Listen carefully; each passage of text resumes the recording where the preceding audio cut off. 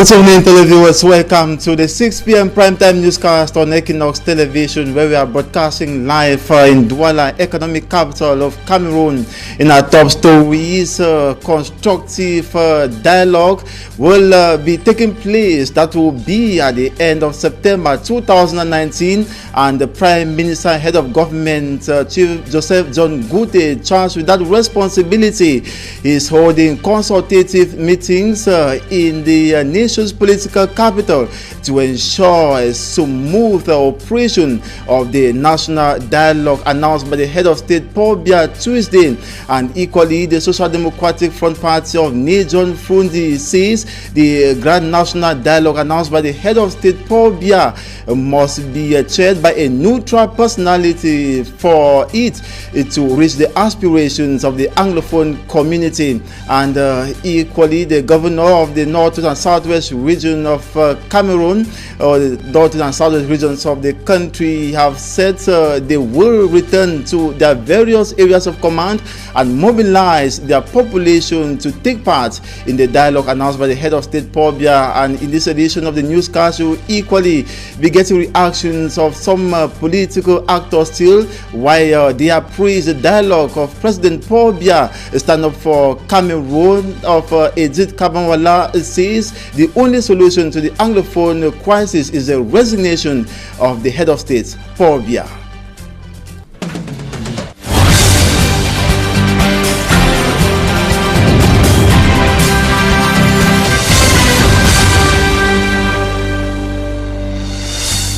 Good evening to you. Once more, welcome to the 6 p.m. primetime newscast on Equinox Television. We begin with consultative meetings taking place in the Star Building in the nation's political capital. The Minister of the Prime Minister, as well as other stakeholders, have been meeting at the Star Building to debate or equally think on how the dialogue will take place come the end of September 2019. And equally in attendance with the Social Democratic Front Party, and this is to better ensure a national dialogue that will put an end to the socio-political crisis that have been rocking the two English-speaking regions of the country. Details in this report. With just 2 weeks left for the national dialogue to take place, Prime Minister Joseph John Gute, captain of the ship, is serious like never before. He is aware the task delegated him by the head of state Paul Biya is mighty and significant. Reason why he has begun consultative works with various government officials and key actors of the dialogue process, including religious leaders and the traditional authorities originating from the restive regions. In the first consultative meeting at the Star Building, Joseph John Gute received their opinions on what could constitute a source of inspiration and foundation of the dialogue. After listening to them in the frank and sincere meeting, the Prime Minister instructed the participants to work in synergy with administrative authorities of the Northwest and Southwest regions, as well as persons who can propose sustainable solutions to the crisis. After the political clash, religious and traditional authorities from Anglophone Cameroon, it was the turn of the Social Democratic Front to exchange with the Prime Minister. The delegation was headed by Honorable Osei Joshua, first Vice President of the party. The Nijon Fundi's party has always been pressing for an inclusive dialogue and proved ready to chip in its contribution so that peace returns in the Northwest and Southwest regions. The Prime Minister and Head of Government, Joseph John Gute, will receive other actors of national life, at the end of which he will make an appraisal of the come together. These consultations are holding at the time when reactions multiply on the subject of convening the dialogue that aims at putting an end to hostilities in the Northwest and Southwest. Two regions recently declared economically stricken by the Prime Minister, Joseph John Gute. And the Social Democratic Front Party, in the meeting with the Prime Minister, also noted that the military cannot be part of a national inclusive dialogue, which essentially is political, to create an enabling environment for all these. The party requested that it cease to call and general amnesty be granted to all implicated in the crisis, to let all stakeholders participate. The Prime Minister informed that's according to OC Joshua, that the Prime Minister informed them that the UN, the African Union, and the Commonwealth have indicated their will to participate in the dialogue, and that they will wish that countries such as the USA, Britain, and Germany should actually be third parties involved in this exercise. And the Social Democratic Front's proposal, it says it should equally serve as a forum whereby everybody will take part in the process equally, to ensure the dialogue meets the aspiration of the Anglophone community.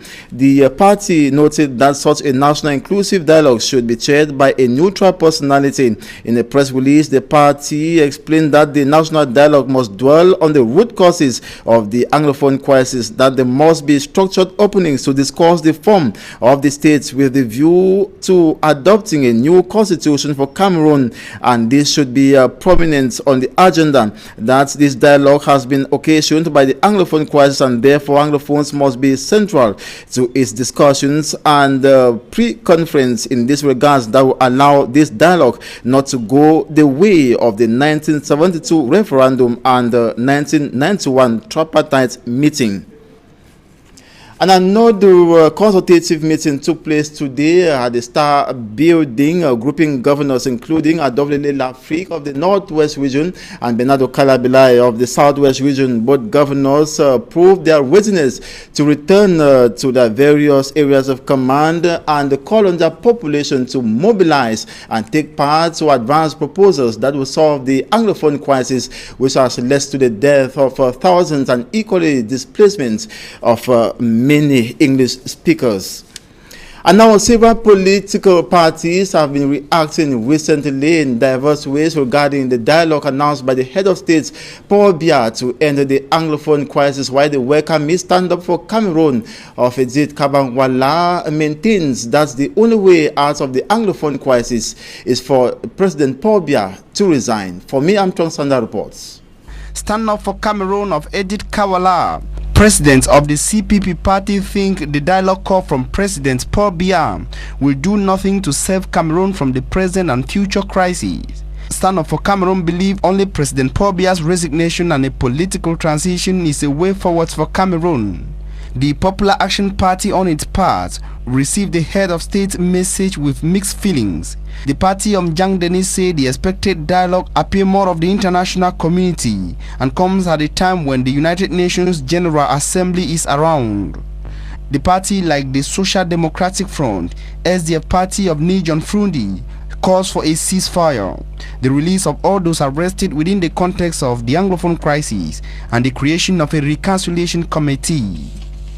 The Social Democratic Front, SDF party, in its proposal to the Prime Minister, went further to demand a special forum for Anglophones during the dialogue process so as to avoid being absorbed by the Francophone majority, as was the case with the 1972 referendum.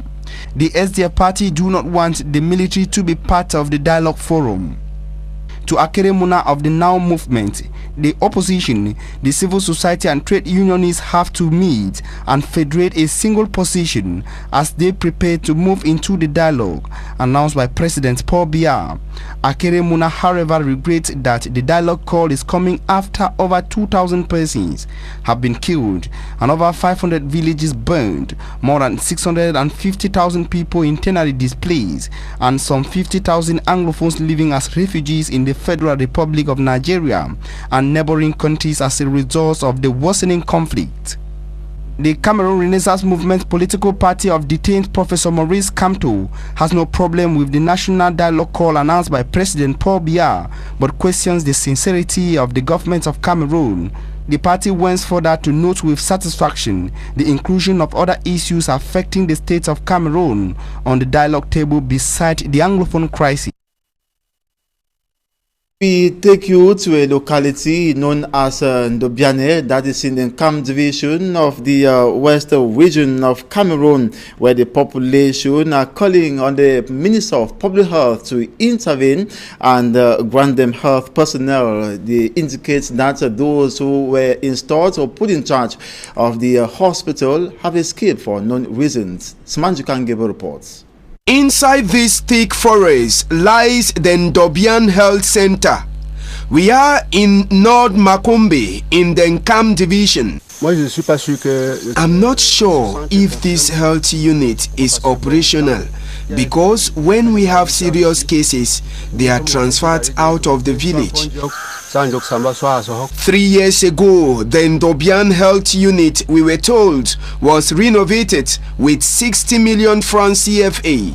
But according to sources within the village, the chief medical officer that was transferred to the health unit was nowhere to be found after taking up duties, abandoning the house that was constructed for him to stay inside. And we are told he has preferred to move over to Douala to work at a private clinic where he earns more. Our interviewee also tells us that even the 3 nurses sent to assist the chief medical officer have also escaped, abandoning the sick population of NGWANYA to themselves. The Minister of Public Health is now being beckoned to act fast to save lives in NGWANYA. And amongst a variety of difficulties, the population of Menganga in the locality of Mbere in the Adamawa region of the country is challenged with poverty, not enabling children to enroll in school properly and to give them a helping hand. An elite of the region has indicated that is going to assist the children in order they pursue their fundamental rights to education. Hemini Luga has more. According to the agreement signed in 2018, the Ministry of Secondary Education solicited its partners to provide training to all school heads on how to monitor payments, make available to each parent a manual, provide each school with a secured link to view payments made by parents of students, and make available to the Ministry a secured link of all designated persons to consult the payments made in the various institutions. Still making its toddler steps, the appraisal at this point in time by the regional delegate of secondary education is wanting on the whole digitalization process. Most have tabled the difficulties they face in aligning parents and students into the system, even though they confirmed it is a good initiative. The only problem we have might be in the Northwest, with the crisis we have in the Northwest. The level at which payments have been done by the students in the Northwest is still rather timid. You could see from the statistics, from the data. But we hope that as the days move by, as the days move on, we'll be able to catch up. Prior to this moment, we had a system which did not guarantee all of these values. This is the second year that this particular project is on. It operated last year successfully with some problems, but I'm very happy that the issues that came up with it at the operational level have been addressed, fairly well addressed. And the meeting we held today is a meeting that has gone a long way again to give us enough assurance and guarantee that the aspect, especially of visibility, is one that is real at this moment. So I think it's a wonderful innovation. It's exceptional. Having to do with the national goals, Minister Nalovia Lyonga, in her exchange with mobile transaction partners and regional delegates, reiterated guidelines to be taken into consideration. All the information is on the platform.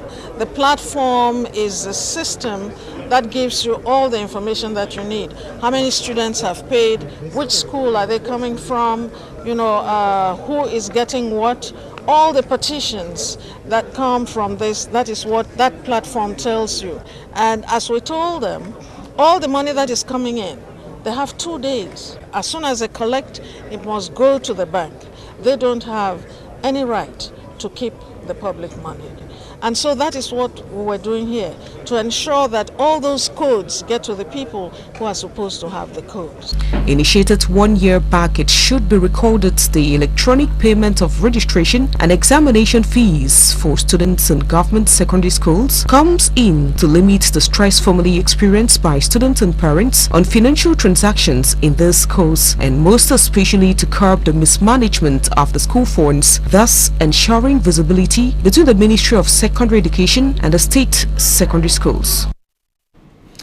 And youths continue facing the difficulty in getting to become great entrepreneurs. It is for this reason that the platform has been organized in order to orientate these students. Details with Immaculate Fogwe. Starting a business to many youths in Cameroon entails a lot of courage and sacrifice. Obtaining a loan from a bank, which comes along with exorbitant interest rates, makes it difficult for these young entrepreneurs to repay on time. Another issue is a lack of follow-up by the government, causing many of them to lose interest in their goals. It is due to these hindrances that the platform was created for a breakthrough. One of the beneficiaries of this platform says his project will finally be realized with the money given to him. My purpose is to put in place industry of cassava. I'm very happy to win this project of Kama's community. My project was talking about the culture of cassava. My purpose is to promote employment in the Cameroon.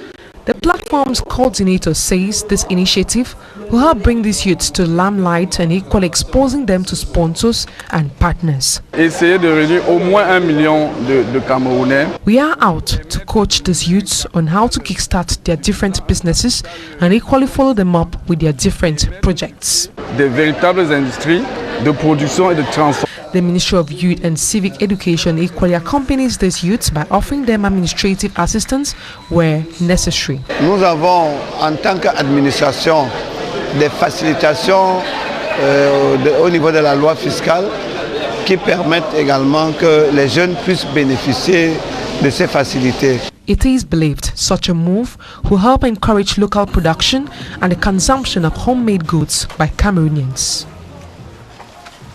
In the course of our field work in Douala, Minister Nalova Lyonga of the Secondary Education Ministry has tasked her fintech partners to adjust all the hitches encountered last year in the digitalization payment process in schools within her ministry. She exchanged with the regional delegates of the Ministry of Secondary Education, partners and representatives from her ministry as well as other school heads. Hemine Luga once more reports. Emin Luga, who will be reporting about the Minister of Secondary Education, Nalova Lyonga, who has tasked her fintech partners to adjust all the hitches encountered last academic year in the digitalization payment process in schools within the ministry. She exchanged with the regional delegates of secondary education as well as partners and representatives from her ministry. We'll be coming back to that in a subsequent edition of the newscast. Up next is Talking Point.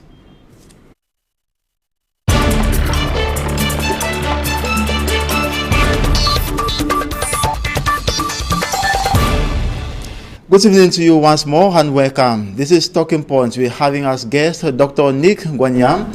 He is a politician. Good evening, Dr. Nick. And thank you, Innocent. Thank you. How are you faring today? Well, we're looking forward to a better season, so I think I'm hopeful and I'm happy. Okay. That the sun might finally shine in Cameroon, maybe. Okay. We're hoping so. And now we're talking about the dialogue that was announced by the head of state, Paul Biya, on Tuesday, and many persons have been reacting to it and believing that it's going to come and solve the problem that the northwest and southwest regions of the country have been facing. But others, like for example, Ayapol Abine, has said it is an international conspiracy. That there was a third party that the dialogue started with, in Switzerland, and later there were actors, the international community promised to come in to ensure. to ensure that they mediate the dialogue between the government and equally separatists. What is your take on this? It's international conspiracy. Well, you know, we are in a democracy, and we have the opportunity to all think out of the box. So you cannot blame anybody for thinking the way they think, and it's their democratic right to think like that. And it's actually in the course of thinking like that that we can see loopholes in some systems. So I would think that it's good for people to think like that and look for all the weaknesses that they think they can come up with, and then in looking for the weaknesses, also propose concrete workable solutions. You know, the problems, if we mention dialogue as it is, dialogue is an instrument that is used the world over for solving, you know, conflicts of any nature. And it's not only for in countries, it's in our homes. If you have a problem with your wife, you know, you have to dialogue about it. If you don't dialogue about it, you know, you are going to be in serious problems. So dialogue is the tool. And so when we are saying dialogue, we mean intelligent communication, reasonable communication, where you talk to each other with respect, where you seek to find the truth, where you seek to understand how the other person feels, and you seek to understand where the misunderstanding came from, so that next time you don't do what you did to hurt the other party. So that's what dialogue is all about. You come from your two extreme positions to a central position, and you talk in a win-win attitude. In a dialogue, don't seek to win at the expense of the other person. Always seek to that both parties win. Sometimes you give away some ground so that the other person can win. You know, that is the way it is. It's not about coming out. It's not like a boxing ring where one must come out the winner and the other one the loser. It's a system which allows for both parties to come out as winners. And therefore, if people are coming up with these little complaints, or I'm calling them little complaints, probably they are not. You know, they are only being skeptical, and because they really want that we come to this win-win position and don't want anything to jeopardize that. And then there's the Social Democratic Front Party was indicating that if there is no neutral personality, that dialogue will not be effective. One can understand their worries, and I think that their worries are genuine, because, you know, when they say so, then they would go back. You know, history always, we always look back to history to see where we are going to.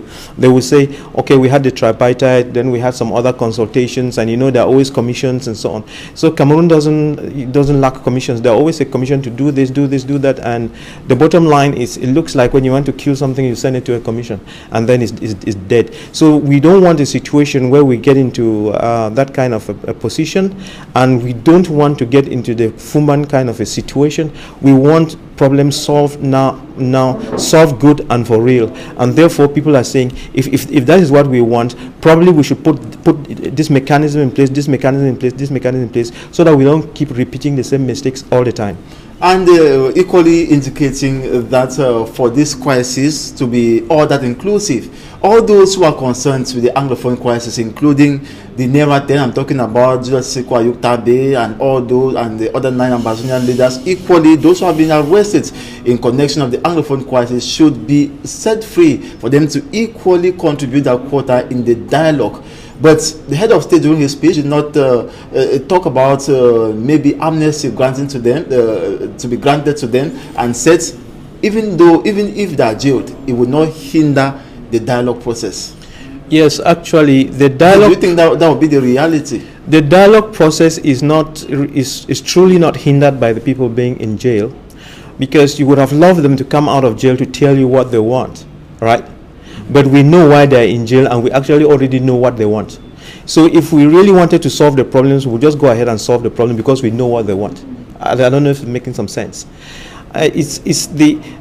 Why have things been dragging in Cameroon? Things have been dragging in Cameroon because one gets the impression that we don't seem to understand each other.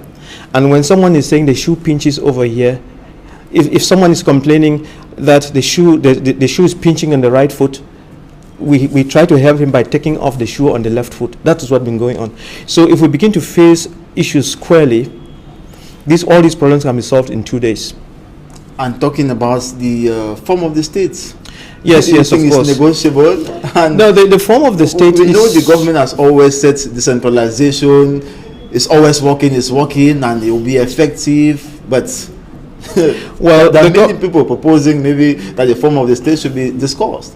Well, if we are going to solve this Anglophone problem and we don't, we don't sort out the form of the state, we'll be turning around in circles and more people will continue to die.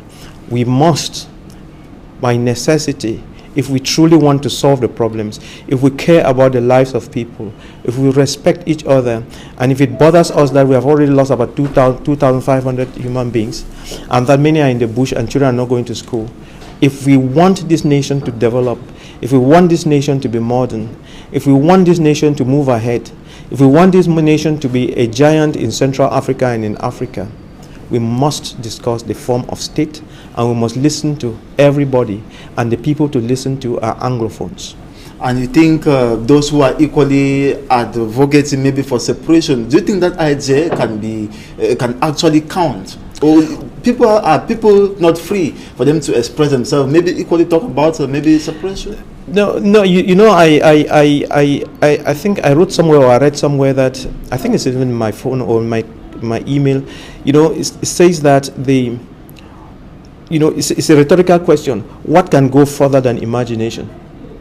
What can go further and faster than imagination? The brain waves work very fast. You and I can sit here, and in a split of a second, I find myself in China. I start running through some shops. That's how the mind works. And therefore, you cannot constrain people as to how they will think. You getting what I'm saying? And when people are faced with problems and begin to think out of the box, their minds can run wild, and it's a democratic right to think what they have to think.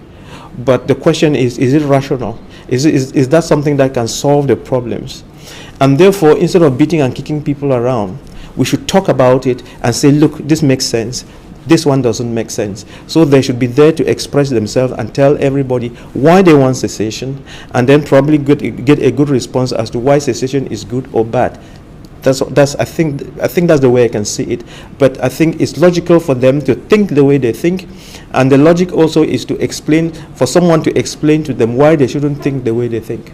And the separatists are indicating that in fact, they just trash out Paul Biya's speech, noting that it is irrelevant because he did not even apologize, and he did not mention anything concerning the Swiss-led dialogue, and that there's nothing that can come to normalcy except it is continued in that line, and that it should be mediated by a neutral personality.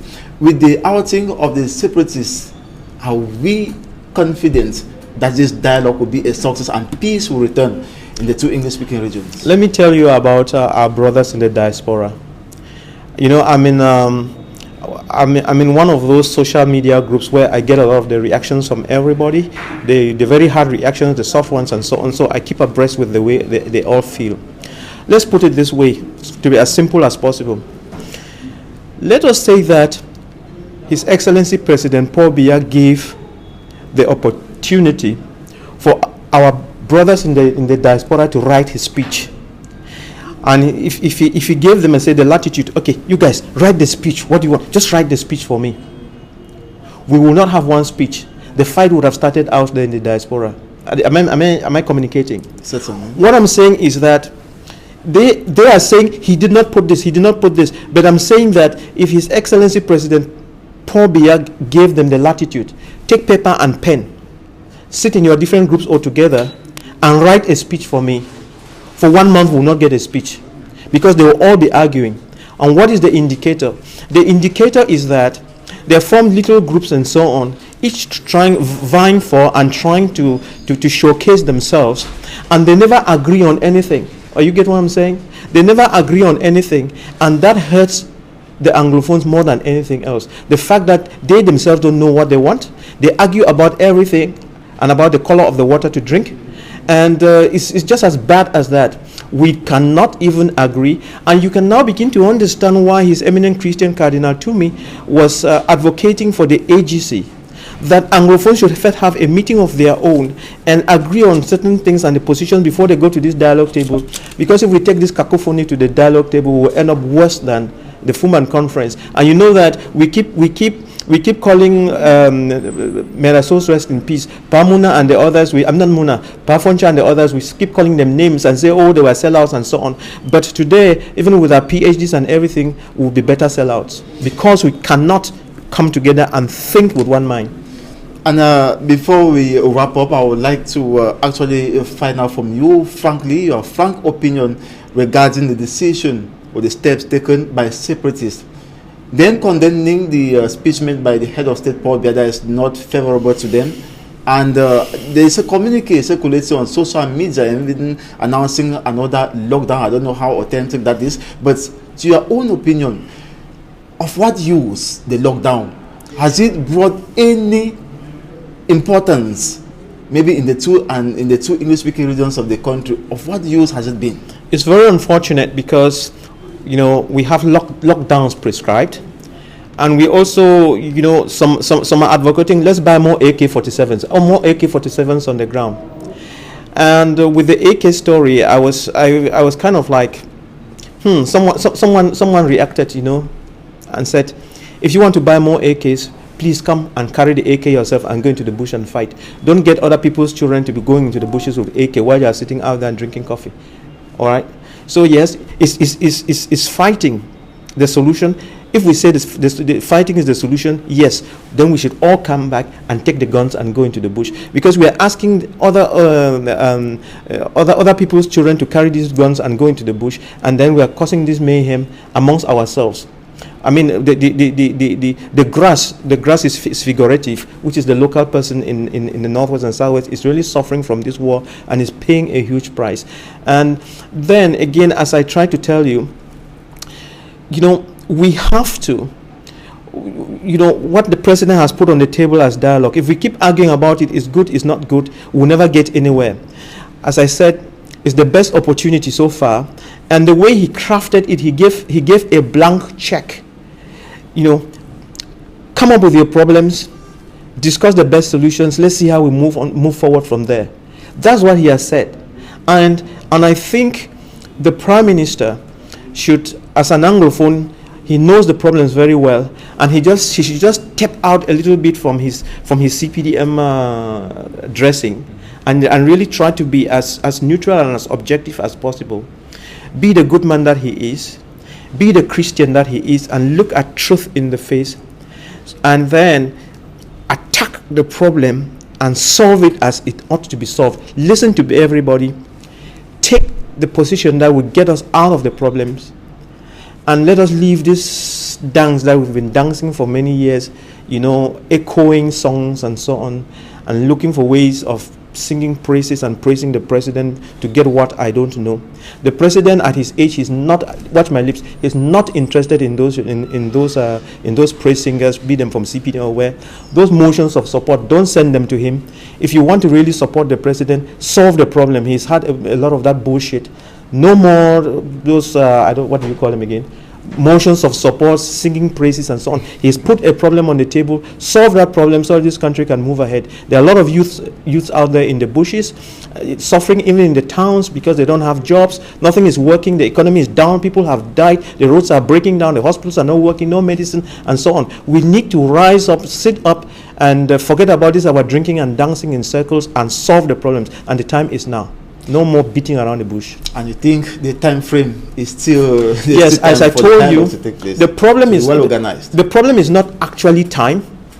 And of course, when you ask about time frame, it's about this issue of people going back again to the US and all over to collect information. That is not necessary because we can get all of that via internet. It's not necessary to go anywhere, and we know what they want anyway. The most important thing now is, do we have the political will to face the truth?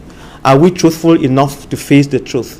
We will face the truth lovingly and take it as it is, because that truth can sometimes be very bitter. That is what is important. If you have the political will and if you face the truth in love, you can solve all those problems in 2 days by changing the form of the state. Thanks so much, Dr. NGWANYA. Thank you. And I recall that is our guest, Dr. NGWANYA. He is a politician. Thanks so much for watching this edition of the 6 p.m. Primetime Newscast on Equinox Television. Do have a wonderful evening.